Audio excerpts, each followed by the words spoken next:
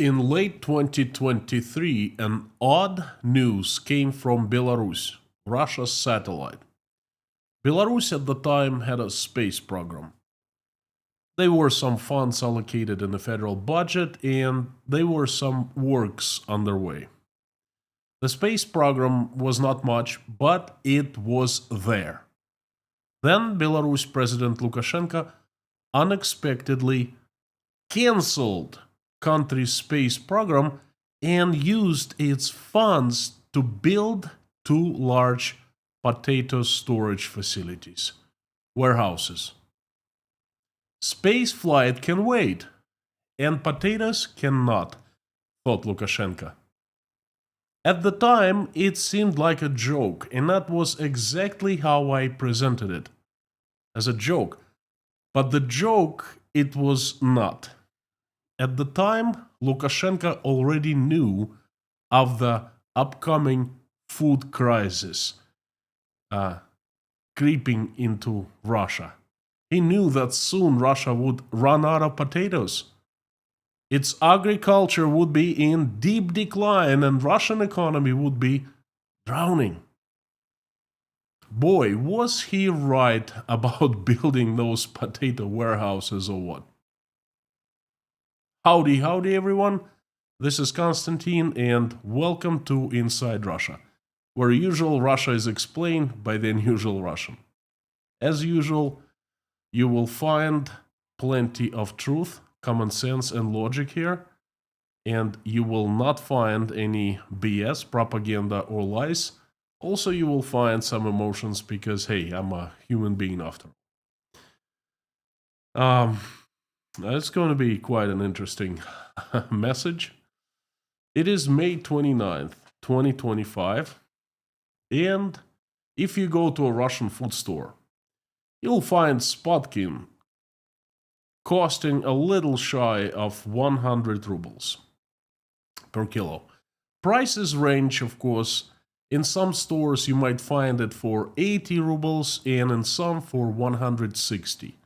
Now, the average price is around 100. Now, it's really hard to believe. Average price of potato in Russia is 100 Russian rubles because not too long ago, back in 2023, potatoes cost around 30 rubles per kilo. And potatoes are incredibly important for Russian people. Russians are run on potatoes, literally. I kid you not, we didn't starve in the USSR only because of potatoes and grains. We always had potatoes, no matter what. Not the best quality, half rotten but usable. You could take a rotten potato and cut apart and use the good part. We had it always available at the Russian Soviet stores. And back then, potatoes cost peanuts, so everyone could afford them. Without potatoes, we would have starved. And now, in 2025, I start hearing the same kind of music. The circumstances are very different, but the music is absolutely same. I've heard it before. In the old country, well, say in 1989, we had shortages of everything, including food. Oh, yes, food, shortages of food. Food stores were empty for the most part. Right now, we don't have any storages at food stores. We aren't seeing the same situation. If you visit a food store in Russia, in any Russian town, let's say, I don't know, Yeisk, okay, in the south of Russia, a small town, you'd find any store, you'd find plenty of food. But in 2025, Russian people have a different problem. They don't have money to buy food. It's become too expensive. And this is where it gets interesting. Food is becoming too expensive for a reason.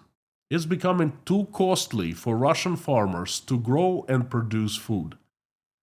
Higher taxes, the highest key interest rate in the history of Russia, inaccessibility of foreign machinery and spare parts, astronomically high price of fertilizers, pesticides, veterinary drugs, animal drugs, the ban on selling to Russia high yield seeds and certain sorts of animals, no access to foreign agricultural technology, critical shortage of male farmers, as most have been mobilized and sent to fight in Ukraine, and I take it most of them have been killed already. This is not even the full list of problems in Russian agriculture. Do you know what is the result of all of that? Less food grown, less food produced, smaller yields, and farmers giving up on farming. They're simply closing their farms. And this is happening right now in front of our eyes. It's simply becoming unprofitable for them, too expensive. And the result, one of the results, is the shortage of potatoes in Russia. I'm being absolutely straight and honest with you. I missed the fact that Russia is out of potatoes. Well, there are potatoes in Russian food stores that cost 100 rubles per kilo. Well, my mom, pensioner, retired person, she can't afford potatoes at 100 rubles. Well, you know what she can afford? But in small quantities as a delicacy, whether before potatoes were the foundation of food, Now, if you've noticed, I'm saying that two contradictory things. I'm saying that there's shortage of potatoes in Russia, and I'm saying that there's plenty of potatoes in Russian food stores. Well, the shortage of potatoes, it's not me saying.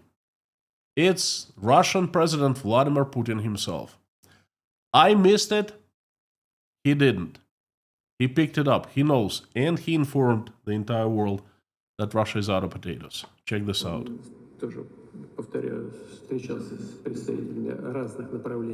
Yeah, I was just talking to different businessmen. There's shortage of potatoes in Russia. I was talking to Alexander Lukashenko. We sold all the potatoes into Russia. So, that's not me. That's Vladimir Putin saying,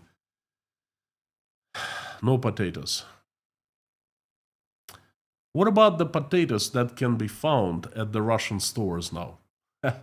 Imported from Egypt, Pakistan, and China. What the fudge? Potatoes? Really? Are you kidding me? By May, Russia runs out of potatoes?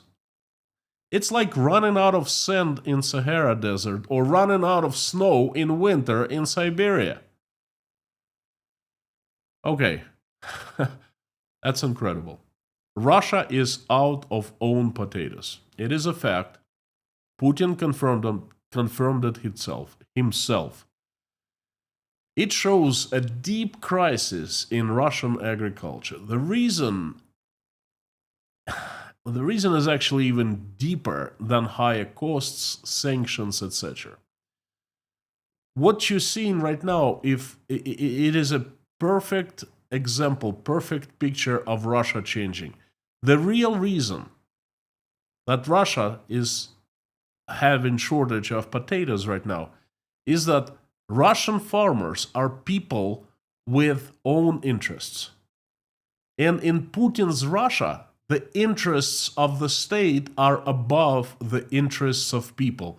I talked about it in the previous live stream. I'm going to put the link right over here. Check it out. It's a very interesting stream if you want to understand what is coming up in Russia, how Russia is going to be changed. So, Vladimir Putin was mad at that meeting. Don't look at his smile and very soft voice. Check this out again. Тоже, повторяю, встречался с представителями разных направлений бизнеса. Let it not fool you. Картошки-то не Let хватает у нас, оказывается. it not fool you. He is mad because every time he speaks of something unpleasant, some kind of a problem, that puts dirt on the image of the king of the shining sun who has become.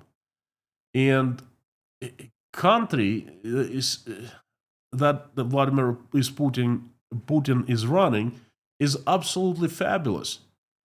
It can be run differently. Cannot be run differently.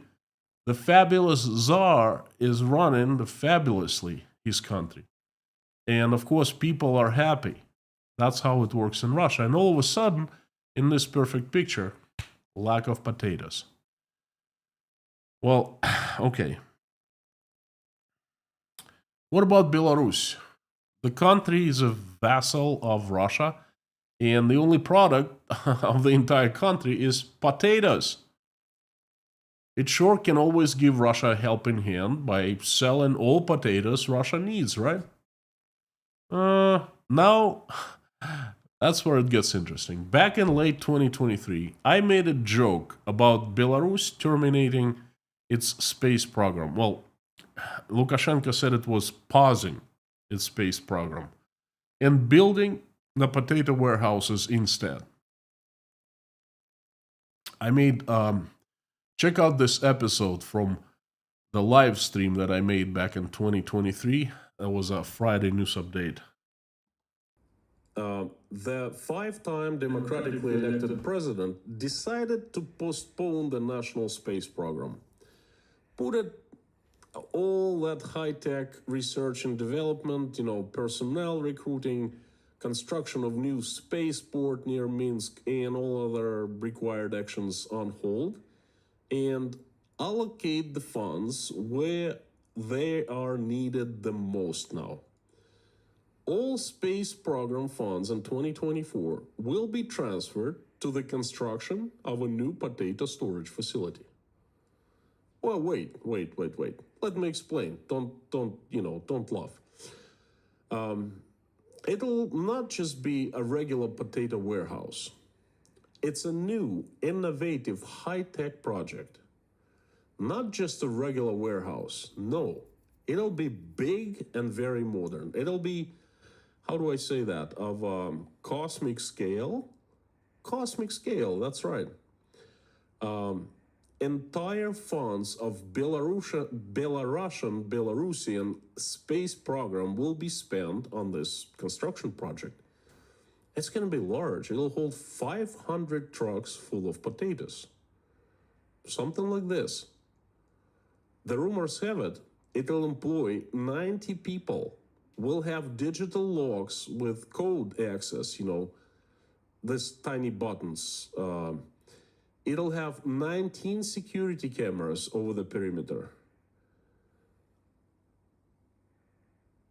The rumors have it, it'll be painted on the outside. Yeah, folks, it'll be painted on the outside. That's not bad. Wait, that's not it. I'll have I'll tell you that it'll have an air conditioning system. So potatoes can be stored for a long time, much longer than usual. Turns out that Lukashenko knew something that we didn't know back then. He knew what was coming. He ended up making the right decision to build the warehouse. Putin actually asked Lukashenko for supplying Russia potatoes, but it turned out that Belarus already had sold all remaining potatoes to Russia. And right now, Belarus is also out of potatoes, and Putin got mad. Again, how do we know? Because he actually brought it up. He never does. If he draws attention to something unpleasant, oh, he's mad. and actions follow. Now, I knew trouble would come, trouble with food would come, but I didn't know they would come so fast. Another thing I want to speak of today is agricultural machine manufacturing, combine harvesters. But before that, I would like to take this opportunity and thank you. Everyone who is a part of Inside Russia community, thank you so very much for watching, for liking, for commenting, for interacting. Thank you for being part of this community, for the messages with good words, for praying along with me and for me, and for your love. Thank you so much. Thank you for buying me coffees at buymecoffee.com, for Patreon, PayPal. I give you a promise that despite being demonetized by Google, every single day I will continue telling you the truth. You have my word on that. Thank you. And now, more news about agricultural machine manufacturing, the combine harvesters, to be precise. Russia's largest agricultural machinery manufacturer is called Rosselmash, and it's located in the city of Rostov-on-Don, where I was born and grew up. My dad worked at Rosselmash for 30 years, most of his working life. In the USSR, Rosselmash was a giant. It manufactured 66,000 combine harvesters annually, or about 100 combine harvesters daily, non-stop, 3 shifts, 24/7. My dad had a lot of work moving those combine harvesters. He was in charge of a depot of train engines. He told me a story that every single month, Rosselmash hired 5,000 new workers. Due to rotation, some people would quit, some were fired. 5,000 people. I think that dozens and dozens of thousands of people work there. Currently, Rosselmash continues to produce combine harvesters, and there are currently 15,000 people employed at the plant. In early 90s, in Russia, the plant was privatized, continued to manufacture combine harvesters. It's actually the new ownership installed new management. They improved combine harvesters and started selling them all over the world. They were competing with the companies, very, very well-known companies, John Deere and Claas. One from Canada, one from Europe. I think from the Netherlands. Well, in 2025, Rosselmash is closing the doors.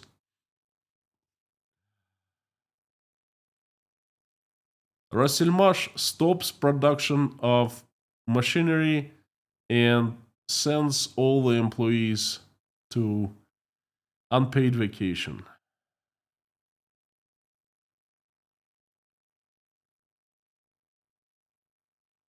Why? Obviously, farmers in Russia right now are without money, and the sales have dropped tremendously. They have been dropping over the last couple years. Problems with Rosselmash were already earlier this year. They had a 4-week, they cut their work week short. And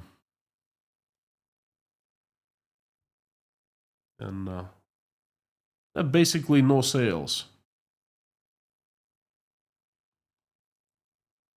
The owners of the plant say that the situation is the worst it's been in 15 years. Now, Rosselmash, in order to stay producing not just combine harvesters, right now it produces different tractors and other machinery, pieces of machinery. In order to stay open, it needs government subsidy.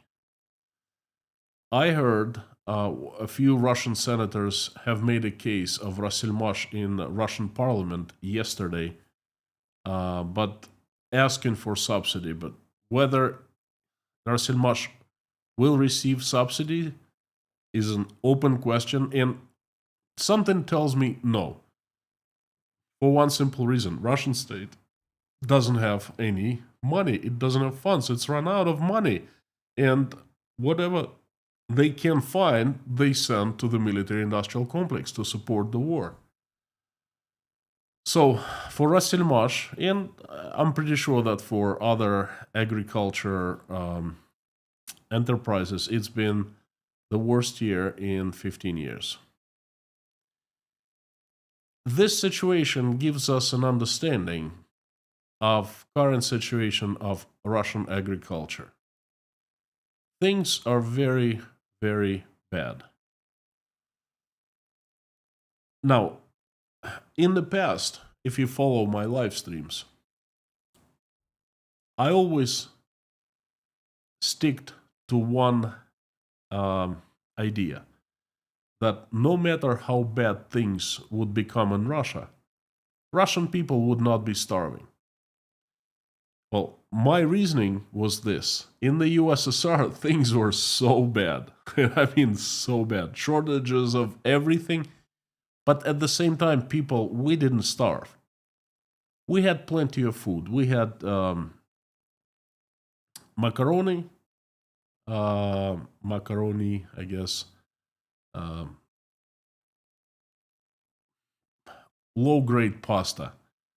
We had milk, we had bread, and we had potatoes and cabbage. And that was enough to make different dishes every day. Our moms and grandmas were really good at cooking and making varieties out of very limited amount of food available every day. Okay, I remember that quite well. I was growing up in the USSR in 80s.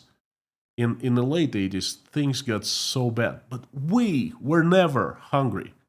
Again, we were never hungry. Okay, and that's why I was saying, hey, Russians would never starve because no matter how bad it gets, Russia is such a rich country, agriculturally rich. There's plenty of top soils, there's plenty of different gardens, there's plenty of animals, there's enough for people to eat. Well, guess what, folks? I'm not so sure anymore. I'm not saying there will be hunger anytime soon, but I'm seeing very bad signs. And Russia running short on potatoes is extremely bad sign. You gotta understand, this isn't the bottom of the crisis. This is just the beginning. And this is what one of the faces of the economic tsunami that I've been saying all along. This is it. And this is not the bottom. This is the beginning. What's going to happen next year? Well, what's going to happen with potatoes? The new harvest is coming, and they start harvesting. They plant potatoes usually in May, and it takes 2.5 months for potatoes to grow. And sometimes in August, there will be harvest. In the south, they start harvesting in July. So there will be new harvest in July, start in late July, in August, in September. Lots of potatoes will come from Voronezh, Rostov, Krasnodar, Saratov, perhaps. It's going to be enough to drive the price of potatoes a bit less, a bit lower. But the thing is, I am absolutely sure that with the current situation happening in Russia right now, they will not have more potatoes than this year. Less. Yes, they will have less. Because their seeds are deteriorating. They used to buy seeds from the Netherlands, not any longer. And now they're using seeds from existing potatoes. But guess what? All those qualities that the when they bought it from the Netherlands, when the Dutch modified the potatoes, these modifications, they don't last long. You have to keep on buying. Okay, that's how you get a larger yield. That's how you get more mass of spotkin. And they're using their own potatoes. All the modifications are gone. The quality of potatoes dropped significantly. Okay, a lot of farmers have been hit with economic difficulties. Male farmers have been just taken from farms and thrown into Ukraine. No one was asking the farmers. And you know what? How are you going to grow potatoes in the future? No, no one cared. And economically, the highest interest rate in the history of Russia right now does not allow farmers to go and get loans. They're using whatever machinery they have left, but it doesn't last, if you know what I mean. You need to keep on fixing it and keep on buying new machines. And all that combines to a disaster. Next year, situation will be worse. Yes, Russian state will be buying more potatoes from Pakistan, Egypt, and China. But guess what? Those potatoes next year, they're going to be even more expensive, and even fewer Russians will be able to afford them. Okay? Now, this is where it becomes interesting. First of all, I'm telling you that I am not so sure any longer that there will not be hunger in Russia. Because, look what's happening. It all falls well into the model that I am foreseeing for Russia's development in the upcoming years. I call this model putting the country onto military tracks. Now, imagine that someone is going to be responsible for shortage of potatoes and for general bad situation in agriculture. Who do you think that someone will be? Well, of course, all the problems are because of Russian farmers. They're not working hard enough. They are perhaps influenced by the enemies. They're sabotaging the extremely important part of Russian society, Russian economy, agriculture. Okay? They don't want to grow food in the quantities required. It's farmers' fault, not the state's fault. The state's doing its best. The state is run by the king, the shining sun, Vladimir Putin. State cannot do any wrong, right? So it's the farmers' fault. And it's people's fault. People, they're just too lazy. They don't grow their own food. Look at the USSR. People had a little bit of land. They rented from the state, and they would plant potatoes. They would harvest potatoes, and that would last them for some time. That was a fantastic model. Now people are too lazy. No good bums. They don't grow potatoes. No, I remember growing potatoes. Friends, I hate it.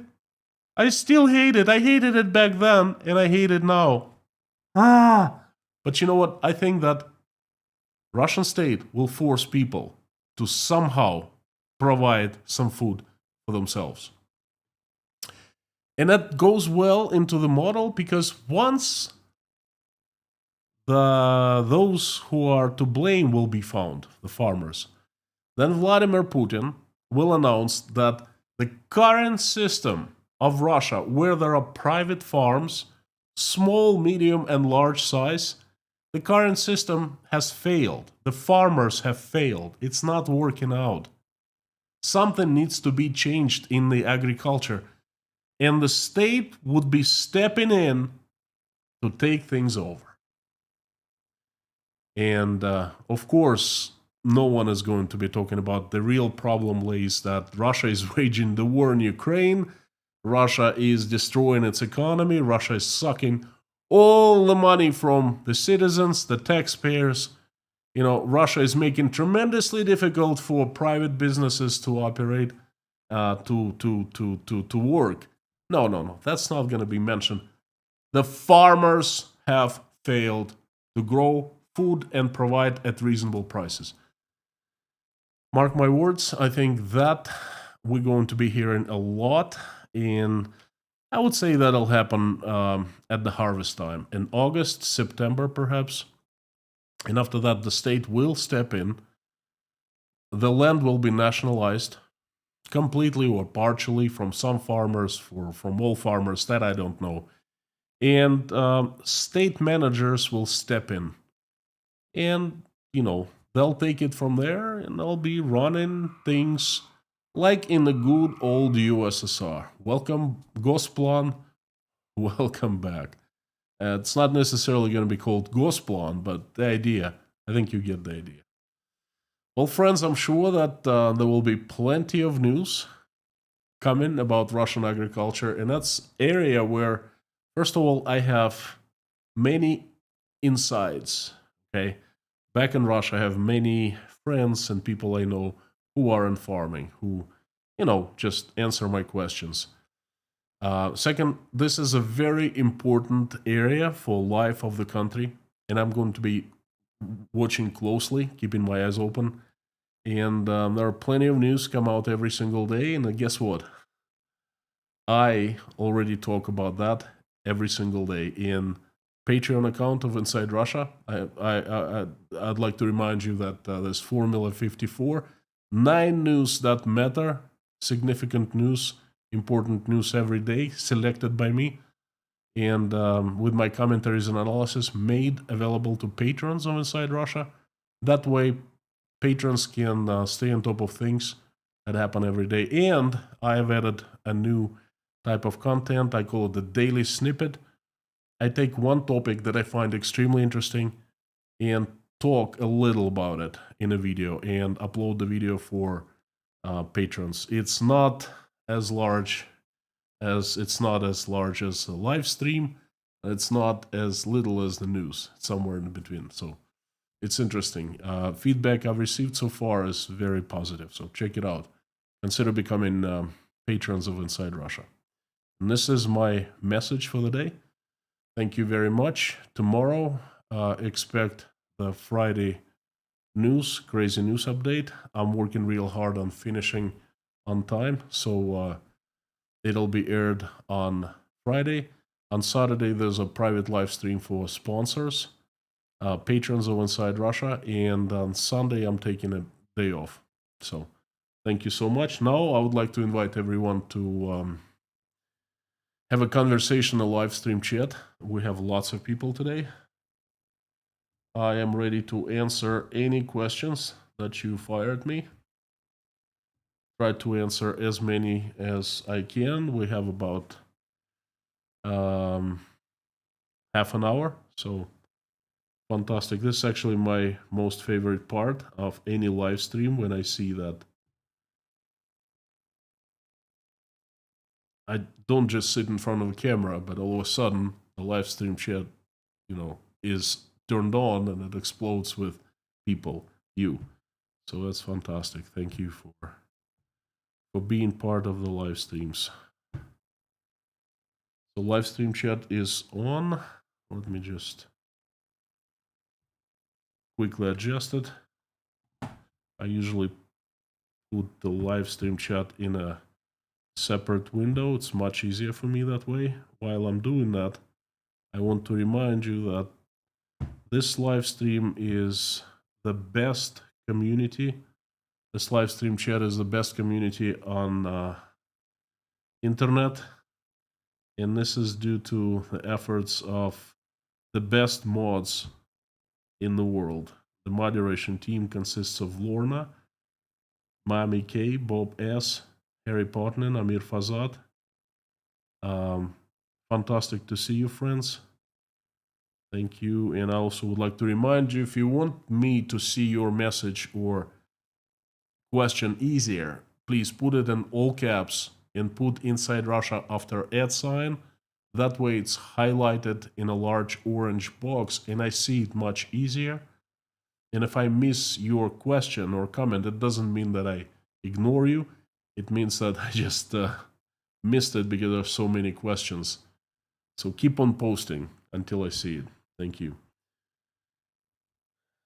Highlighted in orange, just like Leitmotiv did. Thank you so much for coming, friend. Thank you for being such a great part of Inside Russia community.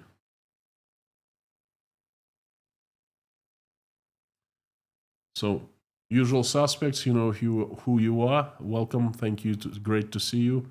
And everyone who is for the first time here is thank you. Great to see you. Thank you for coming. So let me know what you think. Did you like my message? Perhaps you disagree with something. Perhaps you want to know more of something. Let me know. Thank you. Woody says, would have lost that bet. Yeah, I know. AG. Werner, how does the potato crisis influence the alcohol price? Legal and illegal? How much is illegal? Werner, I think it has zero influence on alcohol prices because in Russia, alcohol is not made out of potatoes. They're not used. Only wheat. And there's no crisis in wheat. Well, it's a growing crisis, but it's not visible yet because Russia produces so much wheat. It's one of the biggest, if not the biggest, wheat producer in the world.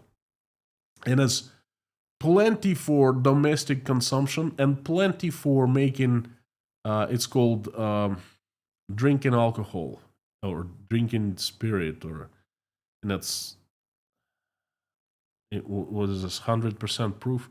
Anyway, pure alcohol for drink. So they mix it with water, they add something, and that becomes vodka. Okay, so and then they make that alcohol out of wheat. So there's plenty to make for own consumption. But the thing is, Russian wheat farmers always relied on exports, and now it is forbidden for them to export because the state is afraid that if they start exporting and the export price is much higher than domestic price, and they would simply strip domestic uh, production of food out of wheat and would sell everything abroad. Okay, and that is also crisis growing. But that's a different story. I am not ready to give you the details right now. The harvest, they just planted the seeds, and the harvest starts July 1st in Russia, southern Russia. So, but I'll keep you informed. Uh, Algeria, North Africa, Yassine, thank you for coming. Good to see you. Fantastic, fantastic. Boy, you know what? I love you, guys and girls. I love you because this is great. The community is the best thing that YouTube has to offer. You know, making videos is very lengthy and boring process. You just sit here by yourself. Well, I do everything by myself, and from A to Z, and I feel lonely when I do that. But then when I am in a live stream chat and I see how many people and I see the reactions that are coming right now, the hearts and 100%, I see the questions. And I see sometimes someone doesn't like about what I say, and that's okay, as long as you stay civil and nice and don't insult others. I am always open for different opinions. Okay, I love it. I absolutely love it. So thank you so very much. This is a lifesaver for me. Mr. Kaliskin from Chicago. Hello, hello. Stefan, Editorial note: glasses from Germany. Oh, I'm sorry. Oh boy, made a mistake. I thought from the Netherlands. I had an interview there 15 years ago. Remember the Belarus potato message from 2023 very well. Will we see a Russian Ministry of Potatoes soon? No, I don't think so. Russia already has a Ministry of Agriculture, and that's all inclusive, you know. But thank you, Stefan. Thank you so much. Kurmo, greetings from Finland. Howdy. We had smoked fish and potatoes today. Nice.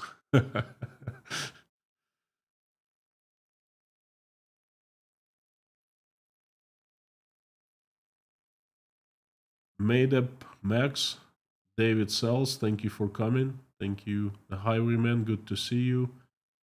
John McLean, the underdog, what's up?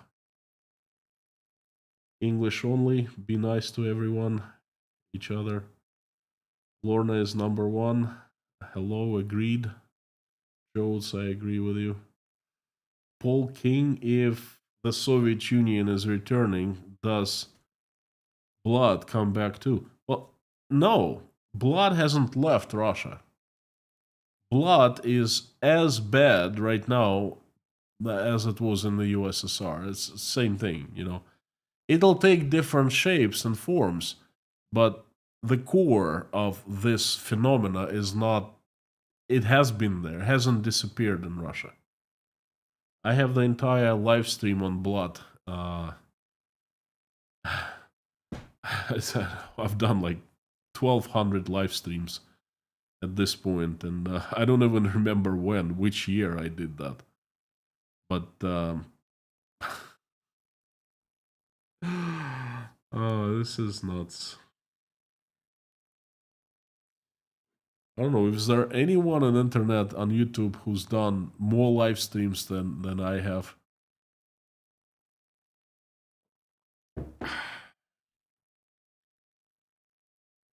Harry, good to see you. Thank you for joining.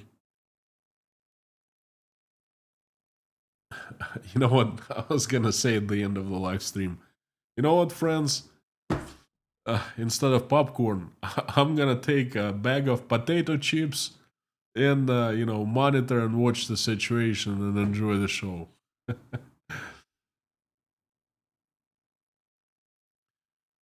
Soul Warrior, no potatoes, no vodka. Well, unfortunately, wheat equals vodka.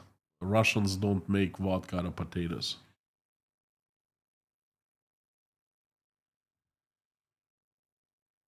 Pamela, is Belarus also not growing potatoes anymore? Belarus is growing. It's growing in normal qualities, but Belarus is a fairly small country, and Russia is a huge market.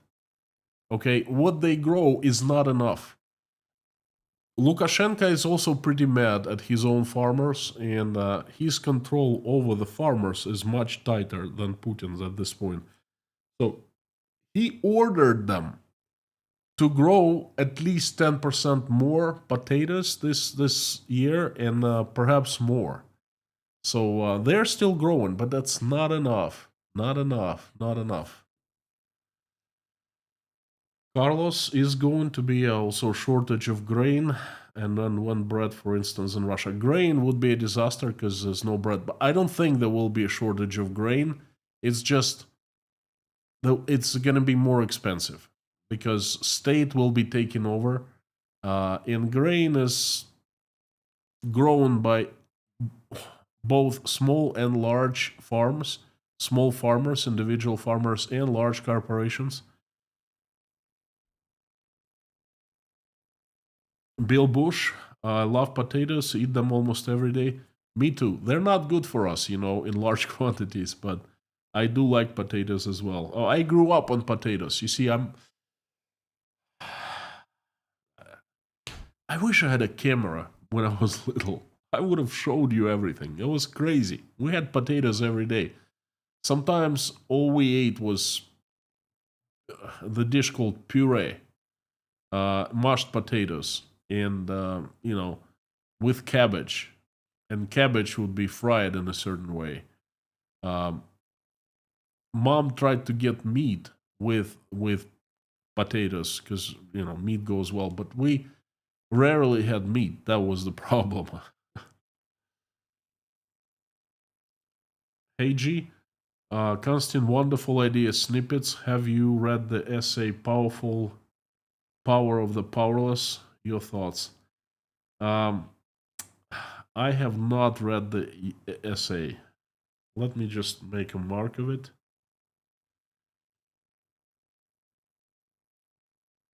I cannot have any thoughts. Come back to me with this question later. Please. Koshkin Dom, good to see you. Robert Huxell, how much increased the vodka production? Are there all potatoes going to? No.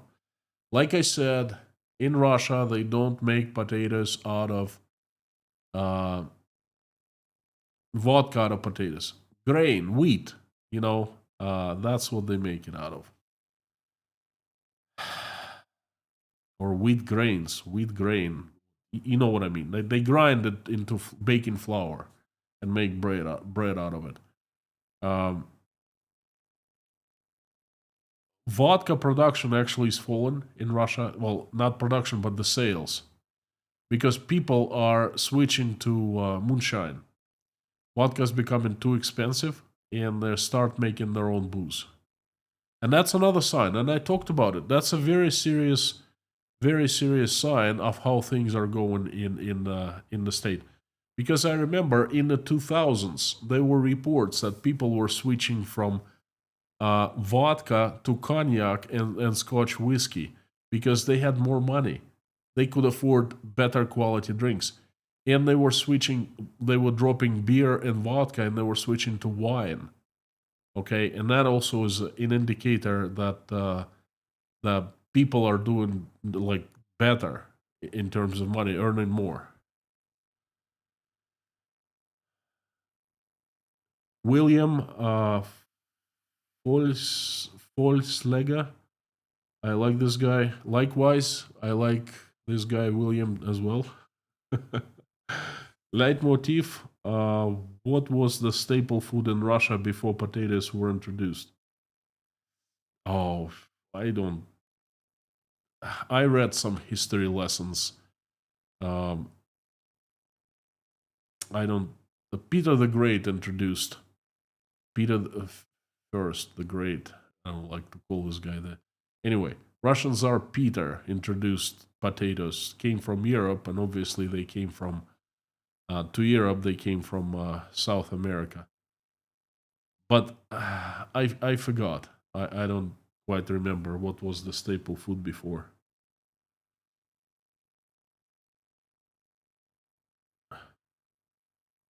Kevin, not this boy yet. Everything you say is not visible yet.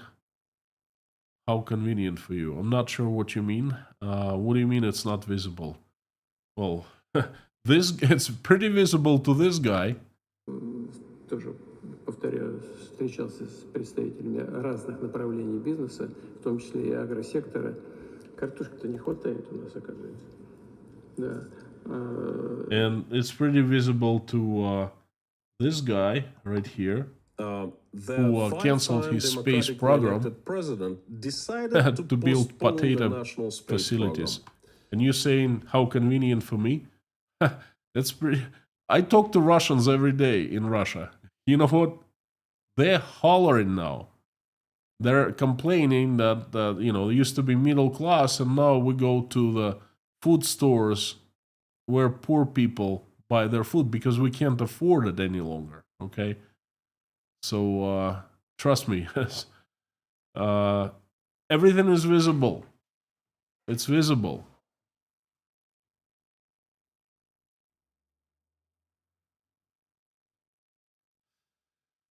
Harry Tekelenberg, this will be a new challenge for your mom to survive. No, my mom is all set. She does receive pension from the state, which is not great. Not. She can buy 100 kilos of potatoes with her pension right now. Perhaps even less, 80 kilos, which is not much, okay? Um, but she's all set. No worries about my mom. Uwe Loss, good Abend, as usual. Howard, that's serious. No potatoes, no vodka.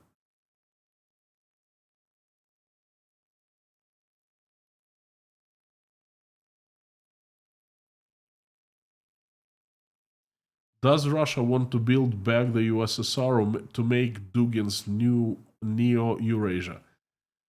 Neither nor. Russia wants one thing. Well, we say Russia, we mean Vladimir Putin. Vladimir Putin is the person who has consolidated the absolute power in his hands. He is the sole decision maker for the country, for everything, for economic course, for the military actions, for expansion or non-expansion of Russia, for the politics, geopolitics. He is the one. He is the czar of Russia. Okay, and he has one goal only: to hang on to his power for as long as possible. This is it. And he does everything that helps him to hang on to his power. Do you think he cares about Dugin's new Eurasia? Do you think he cares about building the USSR back? Well, the USSR is a very convenient idea to sell people, and it's been sold because the USSR, the state had complete control over people. And they're exploiting good memories of poor folks who have had very bad lives. And then something good that they remember from the past, and the Russian state comes in with great digital tools, with social science, with marketologists, and sell them, package this rotten idea into a shining package and sell it to them. Okay? And that's all. You think Putin cares? If somehow he would make a deal with Trump, well, just to give you an example, don't even go that far. America, the Satanists, the bad guys, no good bums, the evil West, fighting Russia, the West and led by America. America wants to strip Russia of its sovereignty. Everything bad comes from America. All of a sudden, Donald Trump calls Vladimir Putin. They have a conversation. They have another conversation 2 days later. Guess what? Russian propaganda, 180 degree turn around. But you know what? America is not so bad. It's Europe. America is a great country. We never had any problems with America. America's great country, great president, fabulous history. We had wonderful relations with America, and there was a mistake to stop the relationship back in 2022, but now we're bringing it back. We want to trade with America. And then Putin comes in and says, you know what? I invite American companies to Russia. We have plenty of rare earth. Come and take it and develop and sell. How about that for developing new Eurasia or building back the USSR? Putin will do anything that benefits him.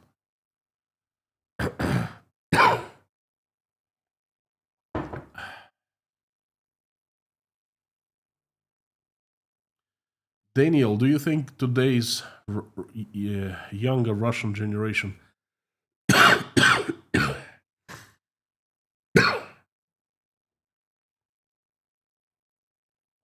is as adaptable as your generation in growing their own food and substituting? Daniel, of course not. I don't know anyone growing potatoes these days. We all grew potatoes, all our families. Anyone who had a chance, anyone who had a little piece of land. You know what? I'm gonna make a live stream or a video just about potatoes. I will explain you the experience. It was not as simple as you think. Oh, you get outside your apartment, plant potatoes, get the potatoes in August and eat it. No, it was much different. Please keep on tuning in. I'll make a live stream about potatoes, growing potatoes. No one is growing now. Pinda the Peanut, howdy, Thomas Mayers. Very little is made from potatoes, agreed. Thank you. Ronnie, if people start growing their own potatoes, would KGB demand half? Probably not. They never demanded anything from us when we grew our own potato. And they always, it was considered normal practice. We supported ourselves with that. Okay, so the state wouldn't have to. So they were okay with it. D, when do you think the quality of life for the average Russian will really start to decline because of the economy? It has. It has declined already. Like I said on the previous live streams, look, just like very, very fresh story. I had a conversation with a person who is middle class, well, was middle class, an accountant, having a company, accounting company, and servicing 6 companies, large and small. Okay, 6 clients, an accountant, and that's a wife, and the husband is having a very high position at one of large of Russia's. It's a city in Russia, and then in that city there's a plant, and the husband has a job and holds a high position at the plant. They used to be able, they have a car. They used to be able to afford everything. They used to shop at premium stores. I don't know, like Trader Joe, perhaps in the USA. They were helping their children. They were fine. Now they complain to me that they don't have enough money for food. Okay, they shop only through the Chinese marketplace of cheap goods for clothing and for like regular things to be used in life. I think it's AliExpress, shipped directly to them from China. That's the cheapest way you can find. They switched from premium food store to the cheapest one they can find because they simply can't afford buying food. That's middle class, used to be middle class. Imagine those folks who were under them in terms of income. Now, what they're doing now, that's really hard for me to even imagine. Okay, I expect that a lot of Russians will start eating less. Not starving, but eating less and saving lots of money on food. They have been saving incredibly on everything else because consumption in Russia has been falling last year, second half of last year and this year. Numbers come from Росстат, Russia's statistics agency. They've stopped buying cars. They've stopped buying, big things, TV sets, computers and such, furniture. Nothing is sold now. The sales are dropping everywhere. Food is, you gotta have food every day. So food is the last bastion, so to speak. FP, good evening, good to see you. Sam the Legend K, thank you for reminding everyone to smash the like button. Please do if you haven't done so. We have 2,600 likes, which is pretty good. Thank you. I am very grateful for that. Thank you so much. Waiting for 2,700. Still 26. Can you help me out? Can you smash that like button? Boom. 26, 26, 20. Still 26. 26. Okay. Marquise Nell from South Africa. Howdy. Thank you so much. Petra Olson. Thank you, friend.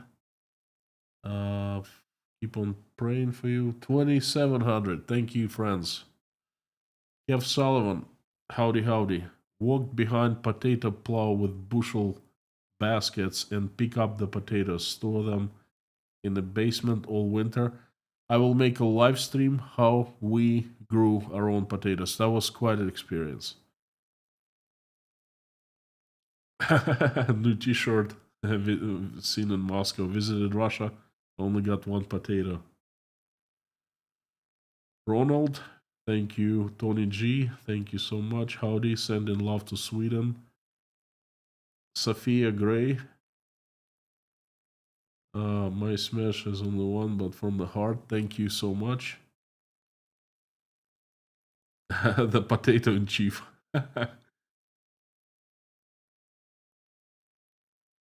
And Whitney, thank you so much for your support on Patreon. I appreciate it very much. Putin has potatoes for brains. Well, I think he's pretty smart. You know, they didn't take people with brains, potatoes, and for brains into the KGB. They had a very good selection in the 70s.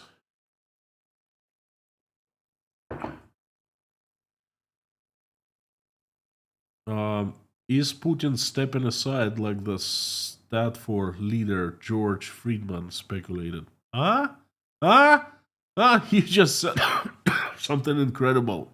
I mark my words. Putin will never step down on his own. He can only if he's forced and his life is threatened or whatever. He will not step down. This is what he lives for. If he steps down, he's dead. He's either in prison or dead. You know, all his family is dead. He will try to hang on to the power for as long as possible. You know, I don't do bets, but I am willing to make a bet that Putin will not step aside on his own. Okay. Delia, how is butter supply now? I haven't heard much about butter. I know it's expensive. It's grown in price. One interesting thing, the supply of eggs stabilized and the prices dropped a little bit. They're still almost twice as expensive as they were when I was leaving Russia 3.5 years ago. But still, they didn't go to stratosphere. You know, they're staying on the same level. So I will check for butter. Thank you for asking.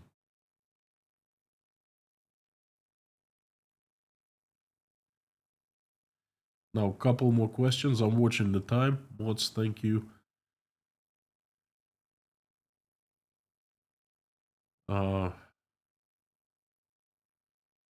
And Whitney, how is Oля doing? I haven't been able to tune in for a while. I think of your family from time to time. Thank you so much, Anne.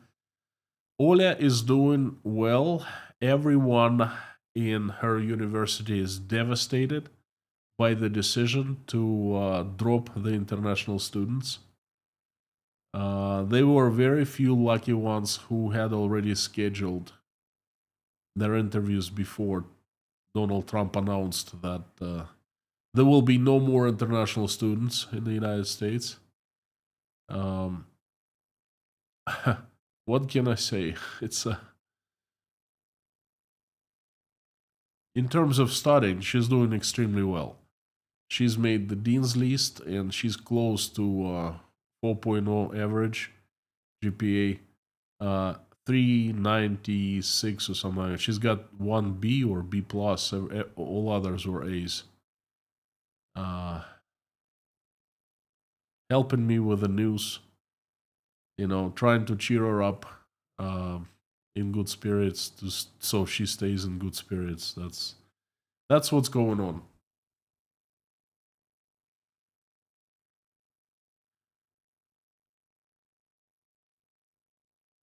Pamela, I hear our farmers are having problems.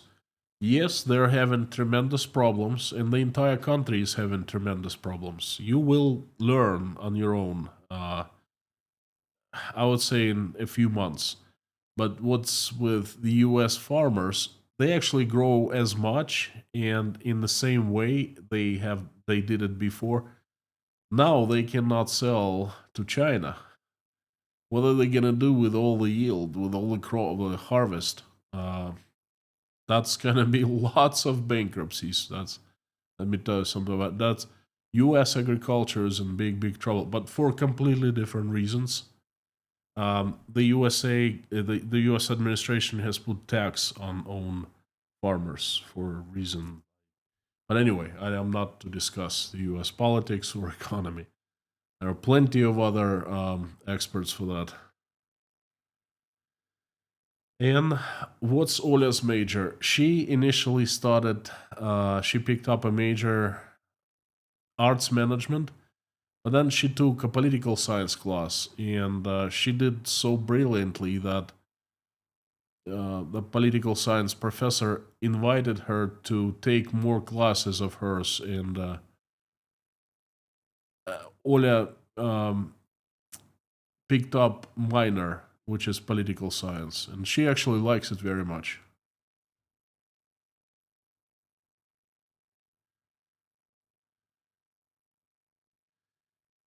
U.S. farmers are working out deals with India, I think. Well, I tell you what, I wish everyone luck.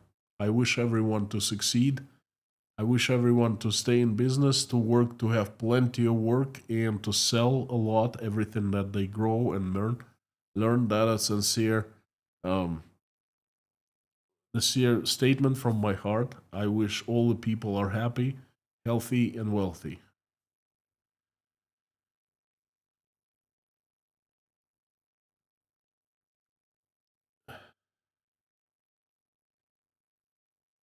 Yarto Turnros, howdy. Okay, wrapping up.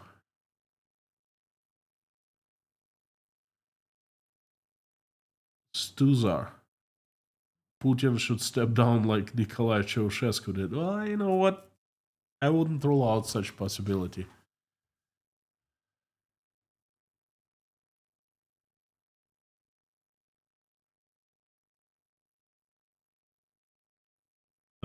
WL just became a monthly donor to show my support for the wonderful reporting. Thank you so much. Thank you. Patreon, PayPal, and Buy Me Coffee are the only means of my existence right now. So thank you so much. I'm trying my best to bring you the most current information and the way I see it, the freshest information, so to speak. That matter and that explain what's going on in Russia. Now, friends, it's been fantastic live stream. Thank you so much for coming. Thank you. Um, I invite everyone to finish the live stream in a prayer as usual. If you're religious, please join me. If you're not religious, please join me anyway. You can call it this not a prayer, but anything you like. Sending good wishes to people, sending good vibes to the universe, then sending good energy. It doesn't matter. I think that um, it's all the same, at least to me. So please join me in prayer.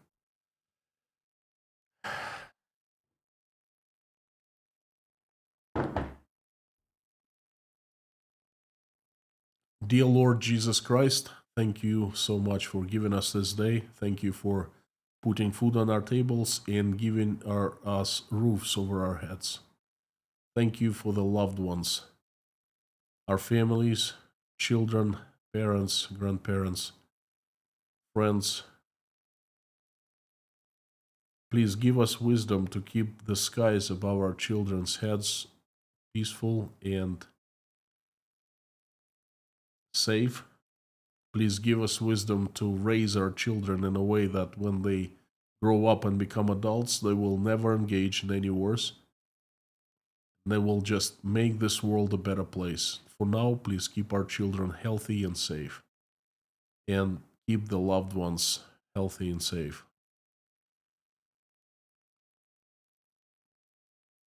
Dear Lord, I am asking to help stop bloodshed in Ukraine. Reach out and touch the hearts of those responsible and capable of making this decision. Fill their hearts with love, mercy, empathy, forgiveness. Remind them that they're still human beings with some love in their hearts. So they make that decision to stop the bloodshed and bring peace to Ukraine. Please help every single Ukrainian who has been affected, answer their prayers, and make their wishes come true. And dear Lord, please help my country, Russia, assemble your strongest angels with sharpest swords into one heavenly army and have Saint Michael, shining armors, lead it down to this earth and get rid of the demons who we know by their names and by their faces who have hijacked my country, Russia. Have your strong shining angels come down and make things right. Send your angels to help good Russian people to run their country, to make Russia peaceful, loving, and respecting. Dear Lord, please help everyone who is traveling, send them safe travels. Help everyone who is in trouble of any kind, send safety. Please help everyone who is seeking for asylum of any kind. Help single mothers and fathers who are having troubles making their ends meet, raising their children. Send help their way and good people their way. Please help those who are helping Ukrainians and help those Ukrainians who are currently under attacks from Russian weapons. Please keep everyone safe. Dear Lord, I am asking for everyone who is cold, hungry, addicted, sick, homeless, jobless, depressed, is going through divorce, crying, losing their faith, not feeling well about themselves, uh, who are feeling betrayed, backstabbed, and abandoned. Please reach out and touch the hearts of everyone in need. Fill them with love and warmth and show them that you are still with them. You still love them. You will always love them. We're watching every single step they take, and they are under your protection. Please help everyone in need. Dear Lord, thank you so much for allowing us to come together and pray here. Thank you for everyone who is praying along with me. Thank you for all 4,300 people. Please, and thank you for those who are just watching us pray. It's also good. Thank you. Please answer everyone's prayer and make everyone's wish come true. Dear Lord, I have a few people who need your help. They are Greg. Please send recovery. I am asking to send him strength and send strength to his family. Please send recovery so Greg is healthy again and can go home and be with his family. Please help Natalia, help her recover, help Lee and Brenda,